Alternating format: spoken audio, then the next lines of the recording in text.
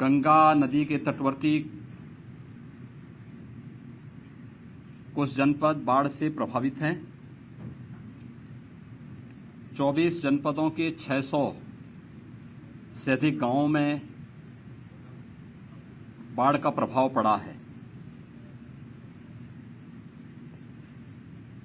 ये बाढ़ प्रदेश के अंदर हुई बरसात से कम राजस्थान, मध्य प्रदेश में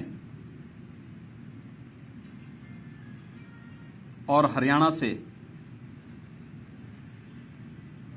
कोटा बांध राजस्थान, माता टीला बुंदेलखंड मध्य प्रदेश और हथनी कुंड बांध हरियाणा से अतिरिक्त जल छोड़ने के कारण यमुना, चंबल, बेतवा नदी में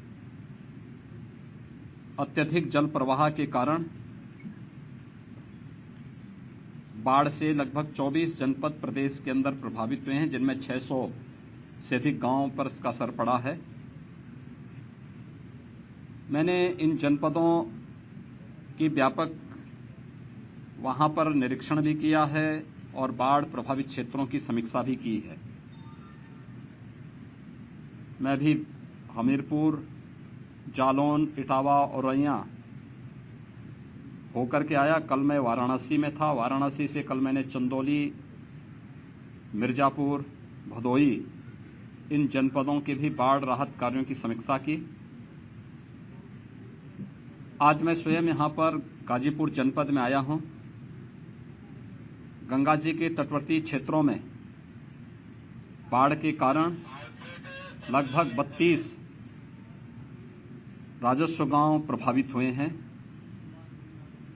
लगभग 1.5 लाख की आबादी कम और ज्यादा इससे प्रभावित हुई है। मैंने अभी बाढ़ पीड़ितों को दी जाने वाली राहत सामग्री का भी निरीक्षण किया और साथ ही साथ जनप्रतिनिधियों के मार्गदर्शन में, उनके नेतृत्व में जिला प्रशासन के द्वारा राहत कार्यों को किए जाने की समीक्षा भी की है। युद्ध स्तर पर कार्य चल रहे हैं। हर प्रभावित गांव में नाव या फिर एसडीआरएफ, एनडीआरएफ या पीएसी की फ्लड यूनिट को लगाने की कार्रवाई पूरी की जा चुकी है। युद्ध स्तर पर राहत कार्य चल रहे हैं। कुछ परिवारों को जहां पर जिनके घरों में पानी घुस चुका है, उन्हें सुरक्षित राहत शिविरों में लाकर के उनके लिए उस प्रकार की राहत सामग्री के साथ साथ फूड पैकेट के वितरण की कार्रवाई भी संपन्न हो रही है। जिला प्रशासन को स्पष्ट निर्देश दिए गए हैं कि हर एक प्रभावित गांव के लिए एक नोडल अधिकारी की तैनाती जो पहले से है उसका और पुख्ता किए जाने की आवश्यकता है। राहत सामग्री पर्याप्त मात्रा में वितरित किए जाने की आवश्यकता है और समय पर किए जाने की आवश्यकता है। इसके अलावा इस बात को ध्यान में रखने की आवश्यकता है कि नदी रात्रि से स्थिर है और अब धीरे धीरे करके पानी घटता हुआ दिखाई दे रहा है। इस समय सतर्कता बरतने की आवश्यकता है। कटान नदी के तटवर्ती क्षेत्रों में हो सकता है, तो सिंचाई विभाग के अधिकारियों को इस बारे में निर्देश दिए गए हैं कि वे इस बात को सुनिश्चित करेंगे कि कटान अवरोधक कार्य उन क्षेत्रों में जहां पर संभावित कटान की आशंका है वहां पर इस कार्य पे धनराशि की कमी कहीं नहीं, इस कार्य को तत्परता के साथ वहां संपन्न करें। जनप्रतिनिधि राहत कार्यों के साथ बढ़ चढ़ करके भाग ले रहे हैं।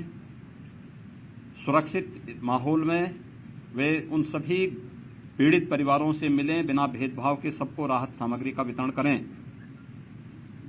पुलिस विभाग से निरंतर पेट्रोलिंग करने, राहत शिविरों में रहने वाली महिलाओं और बालिकाओं की सुरक्षा के लिए महिला आरक्षियों की तैनाती करने, स्वास्थ्य विभाग और पशुपालन विभाग को भी इन सब कार्यों के साथ जुड़ने के लिए कहा गया है और वे सभी युद्ध स्तर पर स्वास्थ्य विभाग से न केवल मेडिकल की टीम हर प्रभावित गांवों में और शिविरों में तैनात करने के लिए निर्देश दिए गए हैं, बल्कि एंटी रेबीज के इंजेक्शन और एंटी स्नेक वेनम यानी सांप बिच्छू के काटने की शिकायतें इस सीजन में ज्यादा होती हैं। इसको भी हर जगह इसकी उपलब्धता सुनिश्चित कराने के लिए कहा गया है।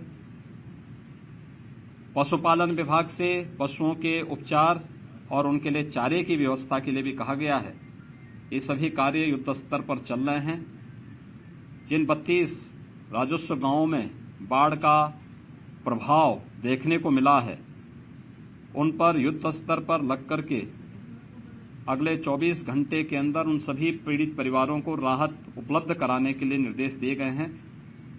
कार्य संतोषजनक ढंग से राहत कार्य चल रहे हैं और मैं विश्वास के साथ कह सकता हूं कि कोरोना महामारी के दौरान जनप्रतिनिधियों ने, प्रशासन ने हेल्थ वर्कर्स और कोरोना वॉरियर्स के साथ मिलकर के जो प्रदर्शन किया है, इस बाढ़ जैसी आपदा का भी सामना इसी तत्परता के साथ सभी लोग मिलकर के करेंगे।